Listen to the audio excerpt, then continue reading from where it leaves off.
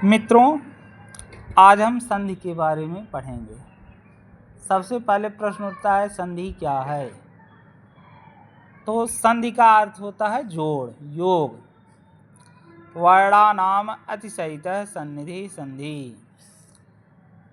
दो वर्णों के मेल को संधि कहते हैं। जब दो वर्ण आपस में निकटता के कारण जुड़ जाते हैं, जब दो वर्ण आपस में बहुत ज़्यादा निकट आ जाते हैं तो दोनों जुड़ जाते हैं, तो उसे कहते हैं संधि। तो संधि के अंतर्गत स्वर संधि में कई संधियां हैं। तो स्वर संधि के अंतर्गत आज हम पढ़ेंगे दीर्घ संधि। तो इसका सूत्र है, सूत्र से हम पढ़ेंगे तो बहुत ही आसानी से कंठस्थ हो जाएगा।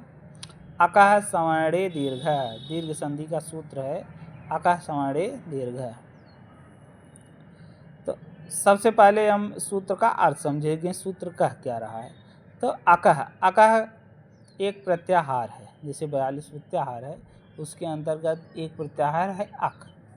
अक में कौन कौन से वर्ण आते हैं? अ, ई, उ, री और ली। तो अ, ई, उ, री, ली के बाद यदि समान वर्ण आए तो दोनों को मिलाकर दीर्घ वर्ण हो जाता है। सवर्णे माने अक के बाद सवर्ण आए माने समान वर्ण आए तो दीर्घ है, तो दोनों के स्थान पर दीर्घ हो जाता है। जैसे है विद्याधन आलय बराबर विद्यालय। तो विद्या के लास्ट में आ है और आलय के प्रारंभ में आ है। दोनों जब संयुक्त होंगे तो दोनों के स्थान पर आ हो जाएगा दीर्घ।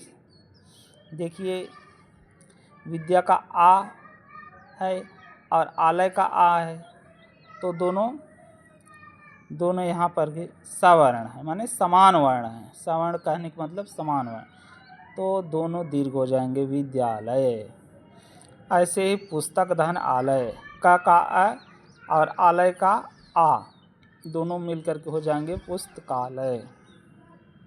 इसी प्रकार गिरि धन ईश है, गिरि र का जो छोटी ई है और ईशह का जो ई है, दोनों मिलकर हो जाएंगे गिरीशः। र पे दीर्घ ई हो जाएगा गिरीशः।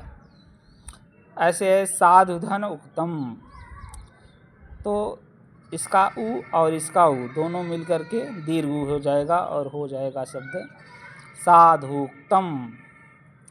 ऐसे री का उदाहरण है पितृधन ऋणम बराबर पितृणम। तो आज ये दीर्घ संधि है, इसका सूत्र है अकः सवर्णे दीर्घ। इसको देख लीजिए, इसको सूत्र का अर्थ ही आप याद कर लेंगे तो आपको ये दीर्घ संधि हमेशा के लिए कंठस्थ हो जाएगी।